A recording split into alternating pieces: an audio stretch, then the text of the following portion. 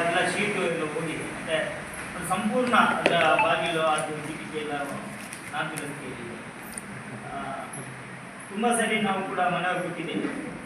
ಯಾಕೆ ಇಲಾಖೆಗಳು ಇಷ್ಟು ನಿರ್ಲಕ್ಷ್ಯ ಭಾವನೆಯಿಂದ, ಅದು ಕೂಡ ಒಬ್ಬ ಸಂವಿಧಾನ ಶಿಲ್ಪಿ ಡಾಕ್ಟರ್ BR ಅಂಬೇಡ್ಕರ್ ಅವರ ಹೆಸರಿನಲ್ಲಿ ಇರ್ತಕ್ಕಂಥ ಭವನವನ್ನು ಯಾಕೆ ಇಷ್ಟು ತಾತ್ಸಾರ ಭಾವನೆಯಿಂದ ಇಲಾಖೆಗಳು ನೋಡ್ತಾ ಇದೆ, ಅಧಿಕಾರಿಗಳು ನೋಡ್ತಾ ಇದ್ದಾರೆ. ಶೀಟ್ ಮಾತ್ರ ಅಲ್ಲ, ಅದು ಕಂಪ್ಲೀಟ್ ಬಿಲ್ಡಿಂಗ್ಗೆ ಹೋಗಿದೆ. ಆದ್ರೂ ಕೂಡ ಕಳೆದ ವರ್ಷ ಒಂದು ಸಪ್ರೇಟ್ ಒಂದು ಟಾಯ್ಲೆಟ್ ಒಂದು ಚೆನ್ನಾಗಿ ಕಟ್ಟಿದೆ. ನಮಗೆ ಟಾಯ್ಲೆಟ್ಗಿಂತ ಮೊದಲು ಅದು ರಿಪೇರಿ ಆಗಬೇಕು. ಎಲ್ಲರಿಗೂ ನೀರು ಒಳಗೆ ಬರುತ್ತೆ, ಕರೆಕ್ಟ್ ಬಾಗಿಲು ಸರಿ ಇಲ್ಲ, ಶಟರ್ ಹೋಗಿದೆ, ಎಲ್ಲ ಹೋಗಿದೆ. ಯಾಕಂತ ಹೇಳಿದ್ರೆ ಅಲ್ಲಿ ಒಂದು ಸಮಯದಲ್ಲಿ ಅದು ಚೆನ್ನಾಗಿದ್ದ ಸಮಯದಲ್ಲಿ ದಲಿತ ಸಮುದಾಯಕ್ಕೆ ಸಂಬಂಧಪಟ್ಟ ಸಾಮಾನ್ಯ ಎಲ್ಲ ನನಗೆ ಬಹಳ ಮುಖ್ಯವಾಗಿ ಇಲ್ಲಿಯ ನಮ್ಮ ನಾಯಕರಾಗಿದ್ದಂಥ ಚಂದ್ರಿಯಲ್ ಅವರ ಮದುವೆ ಕೂಡ ಅದೇ ಸಭಾಂಗಣದಲ್ಲಿ ನಡೆದಿರುವಂಥದ್ದು. ಅಂದರೆ ಅಷ್ಟು ತುಂಬ ಜನರ ಬೇರೆ ಬೇರೆ ಕಾರ್ಯಕ್ರಮಗಳು ಅಲ್ಲಿ ನಡೆದಿದೆ, ಬೇರೆ ಬೇರೆ ಸರ್ಕಾರಿ ಕಾರ್ಯಕ್ರಮಗಳು ಕೂಡ ಅಲ್ಲಿ ನಡೀತಾ ಇದೆ. ಬಟ್ ಈಗ ಅದು ಅಷ್ಟು ನಾದುರಸ್ತಿಗೆ ಬಂದಿರುವ ಕಾರಣ ಅದನ್ನು ರಿಪೇರ್ ಮಾಡುವವರು ಯಾರು ಅನ್ನುವ ಪ್ರಶ್ನೆ ಇದೆ. ಇದು ಸರ್ಕಾರ ಸುರೇಶ್ ಹೇಳಿದ್ದಾರೆ, ಪ್ರತಿ ವರ್ಷ ಬಜೆಟ್ ಆಗುತ್ತೆ, ಮಾರ್ಚ್ ತಿಂಗಳಲ್ಲಿ ಬಜೆಟ್ ಆಗುತ್ತೆ. ಅದರಲ್ಲಿ ಪರಿಶಿಷ್ಟ ಜಾತಿ ಪರಿಶಿಷ್ಟ ಪಂಗಡದ ಅಭಿವೃದ್ಧಿಗೋಸ್ಕರನೇ 100 ಕೋಟಿ ರೂಪಾಯಿ ಮೀಸಲಿಡುತ್ತೆ. ಹೌದಲ್ಲ? ನನಗೆ ಕರೆಕ್ಟ್ ಆಗಿ ಗೊತ್ತಿದೆ. ಮಾಜಿ ಮುಖ್ಯಮಂತ್ರಿ ನಮ್ಮ ಸಿದ್ದರಾಮಯ್ಯರವರು ಒಂದು ಸಂದರ್ಭದಲ್ಲಿ ಕಳೆದ ವರ್ಷ ಹೇಳಿದ್ರು, ಕಳೆದ ವರ್ಷ ಡಿಸೆಂಬರ್ ತಿಂಗಳಲ್ಲಿ ಇನ್ನು 30% ಏನು ಬಜೆಟ್ನಲ್ಲಿರುವ ಹಣದ 30% ಪರಿಶಿಷ್ಟ ಜಾತಿ ಪಂಗಡಕ್ಕೆ ಬೇಕಾಗಿ ಅಧಿಕಾರಿಗಳು ಖರ್ಚು ಮಾಡಲಿಲ್ಲ ಅಂತ. ಡಿಸೆಂಬರ್ ಅಂತ ಹೇಳಿದ್ರೆ ಇನ್ನು 3 ತಿಂಗಳು ಇರುವಂಥದ್ದು. 3 ತಿಂಗಳಲ್ಲಿ 70% ಖರ್ಚು ಮಾಡ್ತಾರಾ? ಇಲ್ಲ. ಅದರಲ್ಲಿ ಉಳಿಕೆ ಆಗುತ್ತೆ. ಆ ಉಳಿಕೆ ಹಣವನ್ನು ನೀವು ನಮಗೆ ಕೊಡಿ ಅನ್ನುವಂಥದ್ದು. ಈಗ ನೀವು ನಮ್ಮ ಲಾಯದಲ್ಲಿ ಇದೊಂದು ನೋಡಿ, ಯಾವ ಪರಿಸ್ಥಿತಿಯಲ್ಲಿದ್ದಾರೆ. ಸಣ್ಣ ಸಣ್ಣ ಮಕ್ಕಳು ಅರಿಯುತ್ತಿರುವ ತೋಡನ್ನು ಈ ಕಾಲು ಏನು ಅಡಿಕೆಯ ಪಾಕ್ನಲ್ಲಿ ದಾಟ್ಕೊಂಡು ಹೋಗ್ತಾರೆ.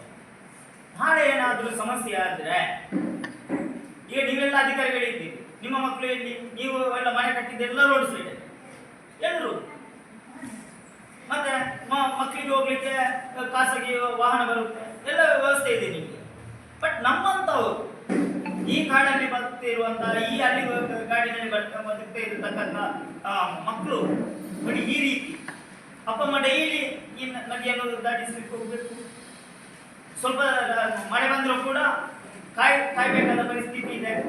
ತೋಡಿನ ಹತ್ರ ಹೋಗಿ ನಾವು ಹೇಳುವಂಥದ್ದು, ನೀವು ಇದಕ್ಕೆ ಕಲ್ಯಾಣಕ್ಕಾಗಿ ಇಂಥ ಅಭಿವೃದ್ಧಿಗೋಸ್ಕರ ನೀವು ಖರ್ಚು ಮಾಡಿ ಅನ್ನುವಂಥದ್ದು. ನನ್ನ ಪ್ರಕಾರ ಪ್ರತಿ ವರ್ಷದ ಬಜೆಟ್ನಲ್ಲಿ ಸುಮಾರು 30% ಹಣ ಖರ್ಚಾಗಲಿ ಉಳಿಯುತ್ತೆ. ಆ ಹಣವನ್ನು ನೀವು ಇಂಥದಕ್ಕೆ ಖರ್ಚು ಮಾಡಿ ಅನ್ನುವಂಥದ್ದು. ಇದು ನನ್ನ ಮನೆಗೆ ಬೇಕಾಗಿ ನಾನು ಕೇಳ್ತೇನೆ. ಲಾಯಲ ಗ್ರಾಮದಲ್ಲಿ ಬೆಳ್ತಂಗಡಿ ತಾಲೂಕು ಹೆಡ್ ಕ್ವಾರ್ಟರ್ಸ್ನಿಂದ ಕೇವಲ 1.5 ಕಿಲೋಮೀಟರ್ ದೂರದಲ್ಲಿ ಇಂತಹ ಪರಿಸ್ಥಿತಿ ಇದೆ ಅನ್ನುವಂಥದ್ದಾದರೆ, ಇನ್ನು ಬೆಳ್ತಂಗಡಿಯಿಂದ 70 ಕಿಲೋಮೀಟರ್ ದೂರದಲ್ಲಿರ್ತಕ್ಕಂಥ ಶಿಶಿರದ ಪರಿಸ್ಥಿತಿ ಹೇಗಿರ್ಬೋದು? ಬೆಳ್ತಂಗಡಿ ತಾಲೂಕಿನ ಹೆಡ್ ಕ್ವಾರ್ಟರ್ಸ್ನಿಂದ 40-45 ಕಿಲೋಮೀಟರ್ ದೂರದಲ್ಲಿರ್ತಕ್ಕಂಥ ನೆರಿಯದ ಪರಿಸ್ಥಿತಿ ಹೇಗಿರ್ಬೋದು? ಇಲ್ಲಿಂದ ಸುಮಾರು 60 ಕಿಲೋಮೀಟರ್ ದೂರದಲ್ಲಿರ್ತಕ್ಕಂಥ ನೀವು ಆರಮಗೋಡಿ ಆಗಿರ್ಬೋದು, ನಾರಾವಿ ಆಗಿರ್ಬೋದು, ಅಥವಾ ಹೊಸಂಗಡಿ ಆಗಿರ್ಬೋದು, ಈ ಕಡೆ ಇಳಂತಿಲ ಆಗಿರ್ಬೋದು, ಇಲ್ಲಿಯ ಪರಿಸ್ಥಿತಿ ಹೇಗಿರ್ಬೋದು? ತಾಲೂಕು ಹೆಡ್ ಕ್ವಾರ್ಟರ್ಸ್ನಿಂದ 1-1.5 ಕಿಲೋಮೀಟರ್ ದೂರದಲ್ಲಿ ಇಂತಹ ಪರಿಸ್ಥಿತಿಯಲ್ಲಿ ದಲಿತ ಸಮುದಾಯ ಬದುಕ್ತಾ ಇದೆ ಅನ್ನುವಂಥದ್ದು ಯಾರಿಗೆ ನಾಚಿಕೆ? ನಮಗೆಲ್ಲ ನಾಚಿಕೆ ಆಗ್ಬೇಕು, ನಮಗೆಲ್ಲ ನಾಚಿಕೆ ಆಗ್ಬೇಕು. ಹೌದಲ್ವಾ? ಸ್ವಾತಂತ್ರ್ಯ ಒಂದು 79 ವರ್ಷ ಆಗುತ್ತೆ. 79 ವರ್ಷ ಆಗುತ್ತೆ. ನಾವು ಹೆಮ್ಮೆಯಿಂದ ನಾವು ಹೇಳ್ತೇವೆ, ತ್ರಿವರ್ಣ ಧ್ವಜವನ್ನು ಎತ್ತಿ ಹಿಡಿತೇವೆ. ಯಾವ ಮುಖ ಇಟ್ಕೊಂಡು ನಾವು ಸ್ವಾತಂತ್ರ್ಯ ಬಂದಿದೆ ಅಂತ ಹೇಳ್ಬೇಕು? ದಲಿತ ಸಮುದಾಯ ಅದರಲ್ಲಿ ಮುಖ್ಯವಾಗಿ. ಇದು ಸ್ವಾತಂತ್ರ್ಯ, ಇದು ಸ್ವಾತಂತ್ರ್ಯ. ಇವತ್ತು ಕೂಡ ರಾಯಲ ಗ್ರಾಮದಲ್ಲಿ ಟರ್ಪಲ್ನಲ್ಲಿ ಬದುಕ್ತಾ ಇರುವಂತಹ ದಲಿತ ಸಮುದಾಯ ಇದೆ, ಮನೆ ಇಲ್ಲ. ಯಾವ ನಾವು ಮುಖ ಇಟ್ಕೊಂಡು ನಮಗೆ ಸ್ವಾತಂತ್ರ್ಯ ಬಂದಿದೆ ಅಂತ ಹೇಳಬೇಕು? ಸ್ವಾತಂತ್ರ್ಯ ಬಂದಿದೆ ಅನ್ನುವಂಥದ್ದು ಯಾರಿಗೆ? ನೀವು ದಿವಂಗತ ಸಿದ್ದಲಿಂಗಯ್ಯನವರ ಒಂದು ಹಾಡಿದೆ, ಯಾರಿಗೆ ಬಂತು ಎಲ್ಲಿಗೆ ಬಂತು 47ರ ಸ್ವಾತಂತ್ರ್ಯ, ಹೌದಲ್ಲ? ಆ ಹಾಡು ಇವತ್ತಿನ ಪರಿಸ್ಥಿತಿಯನ್ನು ಸರ್ಕಾರಕ್ಕೆ ಇದು ಬಿಚ್ಚಿಡ್ತಾ ಇದೆ. ಅಧಿಕಾರಿಗಳನ್ನು ಎಚ್ಚರಿಸುವಂತಹ ಒಂದು ಹಾಡು ಇವತ್ತು ಕೂಡ ಪ್ರಸ್ತುತವಾಗಿದೆ. ಅವ್ರು ಯಾವ ಬರೆದಿದ್ದಾರೆ ಅದನ್ನು? 70ರ ದಶಕದಲ್ಲಿ ಬರೆದಂತಹ ಹಾಡು ಇವತ್ತು 2026ರಲ್ಲಿ ಕೂಡ ಯಾರಿಗೆ ಬಂತು ಎಲ್ಲಿಗೆ ಬಂತು 47ರ ಸ್ವಾತಂತ್ರ್ಯ ಅನ್ನುವ ಒಂದು ಹಾಡು ಇವತ್ತು ಕೂಡ ನೆನಪಾಗುವಂಥದ್ದು. ಆದ್ರಿಂದ ತುಂಬಾ ಬೇಸರ ಆಗುತ್ತೆ. ನಂಬ್ತೀರಾ ಇಂಥ ಒಂದು ವ್ಯವಸ್ಥೆ ರಾಯಲ ಗ್ರಾಮದಲ್ಲಿ ಇದೆ ಅನ್ನುವಂಥದ್ದು? ನಮಗೆ ಬೇಕಾಗಿ ಪ್ರತ್ಯೇಕವಾದ ಸಮಾಜ ಕಲ್ಯಾಣ ಇಲಾಖೆ ಇದೆ, ITDP ಇದೆ. ಅರ್ಥ ಮಾಡ್ಕೊಳ್ಬೇಕಲ್ಲ ನೀವು. ಇಲ್ಲ, ನೀವು ಇಷ್ಟೇ ಹೇಳುವಂಥದ್ದು, ನಾನು ನಮ್ಮ ಮೇಲಾಧಿಕಾರಿಗಳಿಗೆ ತಿಳಿಸ್ತೇವೆ ಅಂತ ಅಷ್ಟೇ, ಹೌದಲ್ಲ? ಅನುದಾನ ಇಲ್ಲದಲ್ಲಿ ಅನುದಾನ ಭರಿಸುವಾಗೆ ಮಾಡಿ ಅದರ ಮುಂದಿನ ನಾವು ಅದಕ್ಕೆ ಏನು ಅನುಕೂಲ ಆಗ್ಬೇಕು ಅದರ ಬಗ್ಗೆ ನಾವು ಮಾಡಬೇಕಾಗ್ತದೆ. ಅದು ನಮ್ಮ ಕರ್ತವ್ಯ ಕೂಡ. ಅದರಿಂದ ನೀವು ಮನವಿಯನ್ನು ನಮಗೆ ಕೊಟ್ಟಲ್ಲಿ ನಾವು ಒಬ್ಬನ ಹಂತದಲ್ಲಿ ಆಗದಿದ್ದರೂ ಎಲ್ಲರೂ ಸೇರಿ ಅದಕ್ಕೆ ಒಂದು ಮಾಡಲೇಬೇಕು, ಖಂಡಿತ. ನಮಗೆ ಕೇಳಿ ಸಾಕಾಗಿದೆ. ನಾನು 1998ರಿಂದ ನಿರಂತರವಾಗಿ ಇಲ್ಲಿಯ ಎಲ್ಲ ಗ್ರಾಮ ಸಭೆಯಲ್ಲಿ ಭಾಗವಹಿಸ್ತೇನೆ. ಎಲ್ಲ ಗ್ರಾಮ ಸಭೆ ಇದರಲ್ಲಿ 98ರಿಂದ ಇಲ್ಲಿ ಯಾರಿಗೆ ಇರ್ತಿಲ್ಲ ಅಧಿಕಾರಿಗಳಲ್ಲಿ, ಆಯ್ತಲ್ಲ? 98ರಿಂದ ಇಲ್ಲಿ ನಿರ್ಣಯ ಆಗ್ತಿದೆ. ಬೇರೆ ಬೇರೆ ವಿಚಾರದಲ್ಲಿ ನಿರ್ಣಯ ಯಾವುದು ಜಾರಿ ಆಗ್ತದೆ ಬೇಡ. 5 ವರ್ಷ ನಮ್ಮ ಮೇಡಮ್ ಇದ್ರು, ಪ್ರಸನ್ನ ಇದ್ರು, ನಂತರ ನಮ್ಮ VA ಅವರು ಇದ್ರು. ಕೇಳಬೇಕಾದ್ರೆ 5 ವರ್ಷದಲ್ಲಿ ಯಾವುದೆಲ್ಲ ನಿರ್ಣಯ ಆಗಿದೆ, ಎಷ್ಟು ಜಾರಿ ಆಗಿದೆ ಅಂತ ಕೇಳಿ. ನಾನು ಈಗ ಬೇಕಾದ್ರೆ ಚಾಲೆಂಜ್ ಆಗ್ತೇನೆ. ಅಲ್ಲ, ಗ್ರಾಮ ಸಭೆಯ ನಿರ್ಣಯಗಳ 10% ಜಾರಿ ಆಗಲಿಲ್ಲ ರಾಯಲ ಗ್ರಾಮದಲ್ಲಿ. ಅಂದ್ರೆ ಇದನ್ನು ನಾನು ತೋರಿಸಿದ್ರು ಕೂಡ ಇದು ನಿರ್ಣಯ ಜಾರಿ ಆಗಲ್ಲ. ನಾನು ಬೇಕಾದ್ರೆ ಚಾಲೆಂಜ್ ಆಗ್ತೇನೆ. ನೆಕ್ಸ್ಟ್ ಬರುವ ವರ್ಷದ ಜೂನ್ ತಿಂಗಳಲ್ಲಿ ಬೇಕಾದ್ರೆ ಇದೇ ಗ್ರಾಮ ಸಭೆಯಲ್ಲಿ ನಾನು ಇದನ್ನು ತೋರಿಸಿದ್ದೆ. ಇವಾಗ ಇರ್ತೀರಾ ಇಲ್ವೋ ಗೊತ್ತಿಲ್ಲ, ಆಯ್ತಲ್ವಾ? ನೋಡಿ, ಇದೊಂದು ಮಲೆಕುಡಿಯ ಸಮುದಾಯ ಇರ್ತಕ್ಕಂಥ ಆಯ್ಲ ಪ್ರದೇಶದ ರಸ್ತೆ. ಇಲ್ಲಿಗೆ ಜಿಲ್ಲಾಧಿಕಾರಿಯವರು ಕೂಡ ಭೇಟಿ ನೀಡಿದ್ದಾರೆ. ಜಿಲ್ಲಾ ಪಂಚಾಯತ್ CS ನವರು ಕೂಡ ಬಂದಿದ್ದಾರೆ. ಇವತ್ತು ಕೂಡ ಈ ಪರಿಸ್ಥಿತಿ ಇದೇ ರೀತಿ. 3 ವರ್ಷದ ಹಿಂದೆ ಬಂದಿದೆ. ಇಂಥ ಪರಿಸ್ಥಿತಿ ನಾವು ತುಂಬಾ ಬೇಸರದಲ್ಲಿ ಹೇಳುವಂಥದ್ದು.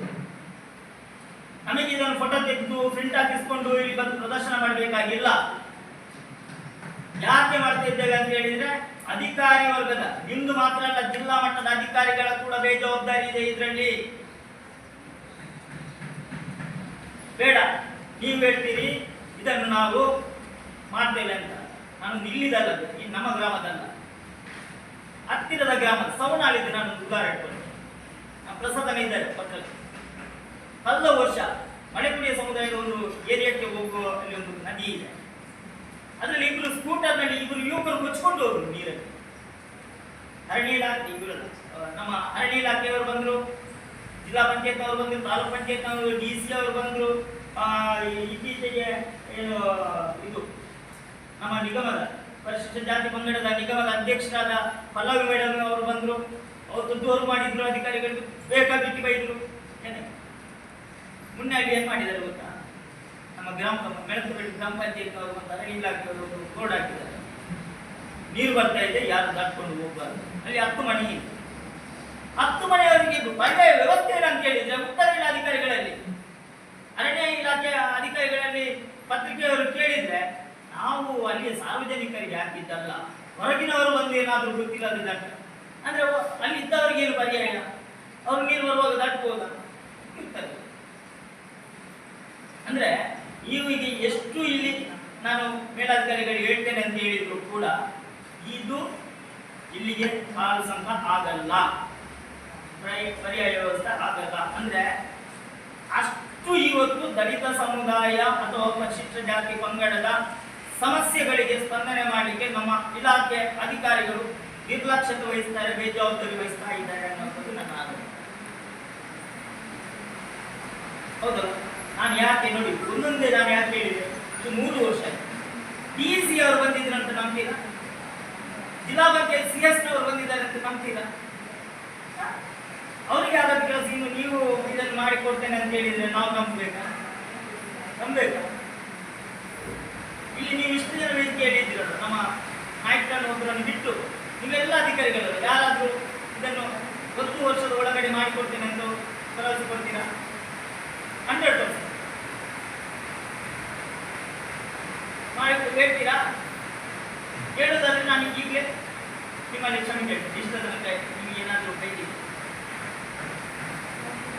ಮಾಡಿಕೊಟ್ಟಿರೋ 1 ವರ್ಷದ ಒಳಗಡೆ ಈ ಮಳೆಗಾಲದಲ್ಲಿ ಆಗಲ್ಲ ಬಿಡಿ. ನೆಕ್ಸ್ಟ್ ನಿಮಗೆ ನೆಕ್ಸ್ಟ್ ಮಳೆಗಾಲ ಪ್ರಾರಂಭ ಮೇ ತನಕ ನಾನು ಟೈಮ್ ಕೊಡ್ತೇನೆ, ಮಾಡಿಕೊಡ್ತೀರಾ? ದೇವರ ಸಭೆ ಅಂತ ಕಾಟಾಚಾರಕ್ಕಾಗಿ ಮಾತ್ರ ಇದೆ. ಯಾವುದೇ ನಿರ್ಣಯವನ್ನು ಕೂಡ ನನ್ನ ಕೈಗೊಳ್ಳುವುದಿಲ್ಲ. ನೋಡಿ, ಇಲ್ಲಿ 4 ಇಲ್ಲಿ 2 ತುಂಬಾ ಮಕ್ಕಳು ಈಗ ಕರ್ಕೊಂಡು ಏನಾದ್ರೂ ಆದ್ರೆ ಯಾರು ಹೊಣೆ ಅಂತ ನನ್ನ ಪ್ರಶ್ನೆ ಇರುವಂತ.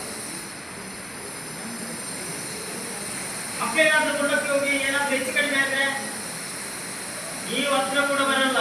ನೀವು ಪತ್ರಕರ್ತರು ಯಾರಾದ್ರೂ ಕೇಳಿದ್ರೆ ನಾವು ಸರ್ಕಾರದ ವತಿಯಿಂದ ಪರಿಹಾರ ಕೊಡಲಿಕ್ಕೆ ಪ್ರಯತ್ನ ಮಾಡ್ತೇವೆ ಅಂತ ಹೇಳ್ಬೋದು.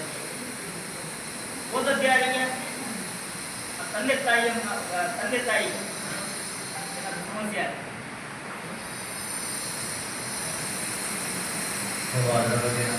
ಮನವಿ ಪತ್ರವನ್ನು ನಾನು ಮಾಡ್ತೇನೆ. ಇದರಿಂದ ಜಾಸ್ತಿ ಪ್ರಯೋಜನ ಏನಾದ್ರೂ ಇದೆಯಾ? ಆದ್ರಿಂದ ಇದು ಈ ಗ್ರಾಮ ಸಭೆ ನಾನು ಆಗಲೇ ಮೊದಲೇ ಹೇಳಿದಾಗೆ ಇದು ಕಾಟಾಚಾರದ ಲೆಕ್ಕ ಬರಲಿಕ್ಕಾಗಿ ಆಗುವ ಗ್ರಾಮ ಸಭೆ ಆಗಬಾರ್ದು. ಅದು ಅಂಬೇಡ್ಕರ್ ಭವನ ಅಂತ ಹೇಳಿದ್ರಲ್ಲ, ಅದಕ್ಕೆ ನೆಕ್ಸ್ಟಿಗೆ ಅದಕ್ಕೆ ಬೇಕು ಅಂದ್ರೆ ಅದು ಏನು ದುರಸ್ತಿಗಳಿದೆ ಅದನ್ನು ಮಾಡುವಂಥ ನೆಕ್ಸ್ಟಿಗೆ ಅಂಬೇಡ್ಕರ್ ಭವನಕ್ಕೆ ಅಮೌಂಟನ್ನು ನೀಡ್ತಾರೆ. ಆಗ ಎಲ್ಲೆಲ್ಲ ಬೇಕಂತ ಹೇಳುವಾಗ ಇದೊಂದು ಪ್ರಶ್ನೆ ಸ್ಪಷ್ಟವಾಗಿ ಹೇಳ್ತೇನೆ. ನಾನು ಇದಕ್ಕೆ ಬೇಕಾಗಿಯೋ ಅಥವಾ ಅಂಬೇಡ್ಕರ್ ಭವನಕ್ಕೆ ಬೇಕಾಗಿಯೋ ನಾನು ಯಾವುದೇ ಕಾರಣಕ್ಕೂ ಇಲಾಖೆಗಳಿಗೆ ಮನವಿ ಕೊಡುವುದಿಲ್ಲ. ನಿಮಗೆ ಜವಾಬ್ದಾರಿ ಇದೆ, ನಾವು ಹೇಳಿದ್ದೇವೆ, ನಿರ್ಣಯ ಆಗುತ್ತೆ. ನಿಮಗೆ ಗ್ರಾಮ ಪಂಚಾಯತ್ ಒಂದು ಕಾಪಿ ಕಳಿಸ್ತಾರೆ, ನೀವು ಕೂಡ ಬರ್ಕೊಳ್ತೀವಿ. ನೀವೇ ಖುದ್ದಾಗಿ ನೋಡಿ ಇದಕ್ಕೆ ಪರಿಹಾರ ಮಾಡಬೇಕು. ಇದು ಮಾತ್ರ 1 ತಿಂಗಳ ಒಳಗಡೆ ನೀವು ಈ ಪ್ಲೇಸಿಗೆ ಹೋಗಿ, ಇದು ಸ್ಪಷ್ಟವಾಗಿ ಹೇಳ್ತೇನೆ, ಈ ಪ್ಲೇಸಿಗೆ ಹೋಗಿ ನೀವು ಇದರ ಬಗ್ಗೆ ಕರೆಕ್ಟಾಗಿ ಮಾಹಿತಿಯನ್ನು ಸಂಬಂಧಪಟ್ಟ ಇಲಾಖೆಯವರಿಗೆ ಕೊಡದಿದ್ರೆ ಇದಕ್ಕೆ ಸಂಬಂಧಪಟ್ಟ ಜನರನ್ನು ಸಮಾಜ ಕಲ್ಯಾಣ ಇಲಾಖೆಯ ಕಚೇರಿ ಎದುರು ಕೂರಿಸಬೇಕಾಗುವುದು. ಅದಕ್ಕೆ ನಾನು ಜವಾಬ್ದಾರಿ ಅಲ್ಲ. ಜನ ಬಂದು ನಿಮ್ಮ ಕಚೇರಿ ಎದುರು ಕೂತ್ರೆ ಅದಕ್ಕೆ ಶೇಖರ್ ಲಾಯರ ಜವಾಬ್ದಾರಿ ಅಲ್ಲ. ಇದು ಯಾಕಂತ ಹೇಳಿದ್ರೆ ಮಕ್ಕಳ ಭವಿಷ್ಯದ ಪ್ರಶ್ನೆ. ಇಲ್ಲ, ಹಾಗೆ ಆಗ್ಲಿಕ್ಕಿಲ್ಲ. ಎಲ್ಲ ಸೇರಿ ಪ್ರಯತ್ನ ಮಾಡ್ತಾರೆ ಎಲ್ಲ ಇಲಾಖೆಯವರು. ಇವತ್ತು ಜುಲೈ 22, ಆಗಸ್ಟ್ 22ಕ್ಕೆ ಒಳಗೆ ನೀವು ಅಲ್ಲಿ ಬಂದು ಏನಾದರೂ ಪ್ರೊಸೆಸ್ ಆಗದಿದ್ರೆ 23ಕ್ಕೆ ಸಮಾಜ ಕಲ್ಯಾಣ ಇಲಾಖೆ ಎದುರು ಜನ ಬರ್ತಾರೆ. ಅದಕ್ಕೆ ನಾನು ಜವಾಬ್ದಾರಿ.